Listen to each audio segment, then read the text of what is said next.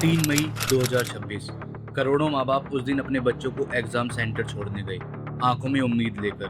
22 लाख से ज्यादा बच्चे जो सालों से रात रात जागकर पढ़ते रहे थे, जिन्होंने एक एक चैप्टर को 100 बार दोहराया था। 12 मई को एनटीए ने अनाउंस किया कि एग्जाम कैंसिल हो गया। 22 लाख जिंदगियां एक झटके में। लेकिन असली सवाल यह नहीं कि एग्जाम कैंसिल क्यों हुआ।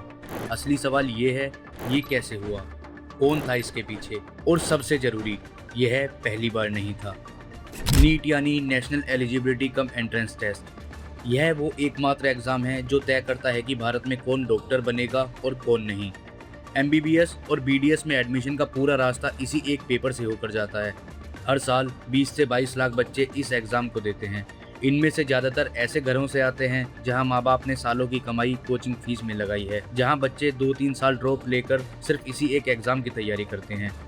यह सिर्फ एक एग्ज़ाम नहीं, यह लाखों परिवारों का सपना है। 2 मई 2026 की शाम, एग्ज़ाम से ठीक एक रात पहले, केरला में एमबीबीएस कर रहे एक स्टूडेंट ने अपने पिता को व्हाट्सएप पर एक मैसेज भेजा। मैसेज के साथ 300 क्वेश्चंस थे और साथ में लिखा था, my friend from Sikar sent these to me, please give them to the girls in your hostel, these are the questions that will come tomorrow. अगले दिन जब एग्जाम हुआ तो उन 300 में से नियरली 120 से 140 क्वेश्चंस एक्चुअल पेपर से मैच कर गए।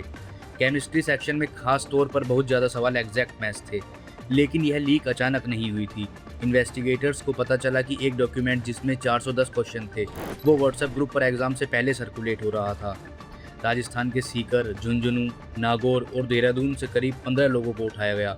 एक हॉस्टल ऑपरेटर ने पहले राजस्थान पुलिस को इसकी खबर दी, लेकिन उसे कहा गया अफवाहें मत फैलाओ। बाद में उसने एनटीए को डायरेक्टली कॉन्टैक्ट किया। एनटीए ने सेंट्रल इंटेलिजेंस ब्यूरो को इन्फॉर्म किया और फिर राजस्थान एसओजी हरकत में आई। सीबीआई को अब शक है कि लीक का सोर्स वो जयपुर प्रिंटिंग प्रेस है जहां नीट का पेपर प्रिंट होता है, या फिर पेपर सेट करने में कोई शामिल इनसाइडर। और यहीं पर कहानी और भी दर्दनाक हो जाती है, क्योंकि यह पहली बार नहीं हुआ था। 2024 में भी नीट का पेपर लीक हुआ था। बिहार में पुलिस ने 13 लोगों को अरेस्ट किया था, जिन्होंने 30 लाख से 50 लाख देकर एग्जाम से पहले क्वेश्चन पेपर खरीदा था। सीबीआई की जांच में पता चला, solver, AIIMS Patna, RIMS Ranchi और भरतपुर के एमबीबीएस स्टूडेंट्स थे, यानी वही लोग जो खुद डॉक्टर बन चुके थे। उन्होंने पैसों के लिए अगले बच्चों का भविष्य बेच दिया। 2024 में 155 ऐसे स्टूडेंट्स आइडेंटिफाई हुए जो डायरेक्टली इस लीक से बेनिफिट उठा रहे थे। एनटीए के डायरेक्टर जनरल को पद से हटाया गया। सीबीआई प्रोब हुई, पार्लियामेंट में बहस हुई और फिर 2026 में वही कहानी फिर से। सिस्टम ने कुछ नहीं सीखा। जब 12 मई को एनटीए ने एग्जाम कैंसिल करने का अनाउंसमेंट किया तो एजुकेशन मिनिस्टर धर्मेंद्र प्रधान ने इस पर एक भी सवाल लेने से इनकार कर दिया। डीएमके के एमके स्टालिन ने कहा, यह क्वालिफाइंग एग्जाम एक स्कैम है। एनएसयूआई ने दिल्ली में शास्त्री भवन के बाहर प्रोटेस्ट किया। सोशल मीडिया पर लाखों स्टूडेंट्स ने एक ही सवाल पूछा, हम कितने साल और ऐसे ही बर्बाद होते रहेंगे। फिजिक्स बल्ला के अलख पांडे ने पब्लिकली कहा, even schools manage exams better. Super 30 के आनंद कुमार ने चाइना से एंटी चीटिंग मेजर्स की मांग की। वो बच्चे जो 3 मई को एग्जाम दे आए थे, जो घर आकर खुश थे, जो सोच रहे थे कि शायद इस बार हो जाए, उन्हें बताया गया कि एग्जाम कैंसिल हो गया है, नई डेट्स बाद में आएंगी। एनटीए ने कहा री एग्जाम होगा, नई डेट्स जल्द अनाउंस होंगी, किसी को नया रजिस्ट्रेशन नहीं करना होगा और कोई एक्स्ट्रा फीस नहीं लगेगी। सीबीआई अब Telegram groups, coaching networks, digital records और फाइनेंशियल ट्रांजैक्शन की जांच कर रही है। शुभम खैरनार को नासिक से, धनंजय लोखंडे को अहिल्या नगर से अरेस्ट किया जा चुका है और इन्वेस्टिगेटर्स का कहना है कि यह एक बड़े ऑर्गेनाइज्ड नेटवर्क का हिस्सा है।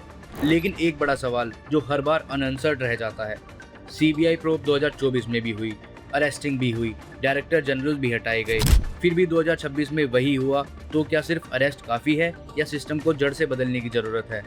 एक बच्चा जो 2-3 साल से सिर्फ नीट की तैयारी कर रहा है, उसकी दुनिया सिर्फ उन 3 घंटों के आसपास घूमती है। उस दिन के लिए वो छुट्टियां नहीं मनाता, दोस्तों से नहीं मिलता, बाहर नहीं जाता।